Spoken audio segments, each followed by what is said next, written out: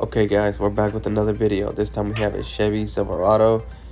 This one is one of the worst ones that I've seen as far as like dirt on the chassis and wheels and all that. It was pretty caked up. And I knew this was going to take a long time to wash, so I just went ahead and time-lapsed the video because it was going to take way too long to put it all together. The wash itself took about 45 minutes. It was that bad. And this truck also required a polish, so we had to make sure we did the washing part as good as possible, although it was raining outside when we were doing this.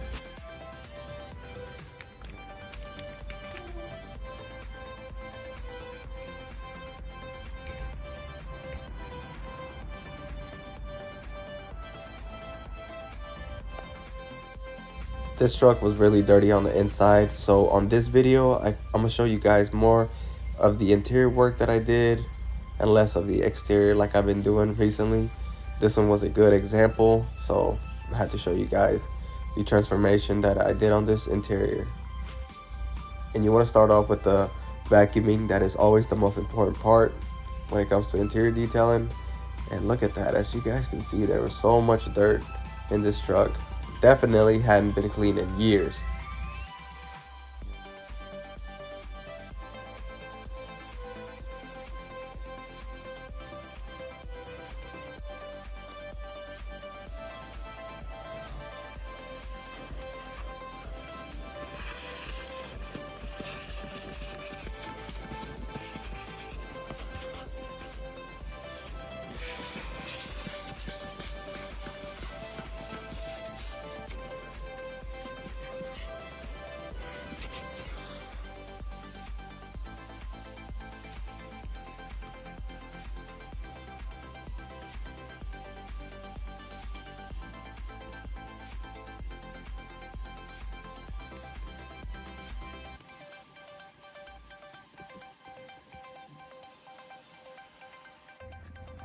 After the vacuuming, you guys can see there's still a lot of trash, but I was able to pick up all that trash with the steamer. You're about to see the steamer in action, and if you guys haven't invested in the steamer, this is by far the best investment when it comes to interior cleaning or detailing.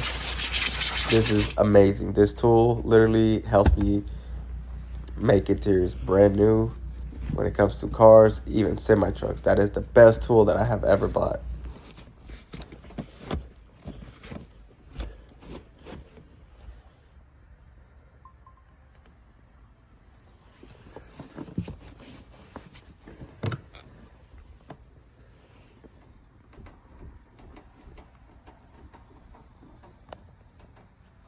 After the vacuuming, we move on to the carpet cleaning. And for this, I use Super Clean 10 to 1, diluted, and then all you need to do to make perfect lines inside of a car or truck or any car that you're detailing. You need to have first of all, a nice clean carpet, and you need to brush in one direction, just like I'm doing right there with a nice clean brush, a carpet brush, not just any brush. And then to make the lines, you literally just want to start somewhere in the carpet and then just go straight up and repeat the process. And you can make these lines way better. You can do different designs. You can play with this.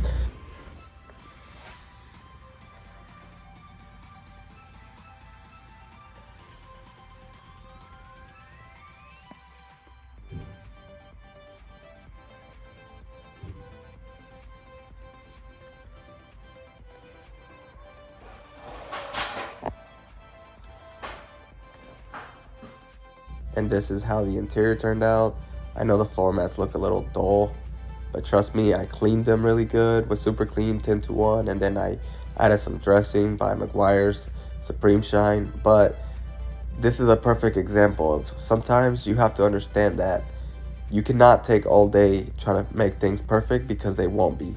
Those floor mats had been in this truck for a long time, and as you guys can see, there was a bunch of dirt, so that's just wore out now. There's not much you can do, and you gotta keep moving forward. Nothing's perfect. Alright guys, so I'm currently polishing this thing. I had to do it here at nighttime because I don't have enough time. But let me show you guys something that I just noticed. And yes, I still gotta clean those and all that. I gotta do a couple more things, but it's looking a lot better. But let me show you guys something. I'm colorblind, but I know y'all can see this. This is a completely different color right here than here. This is what I'm polishing, and this is what I haven't touched. I know y'all can see that difference. That's what a polish can do. A lot of people don't understand. There's still more gloss that can be brought back to life.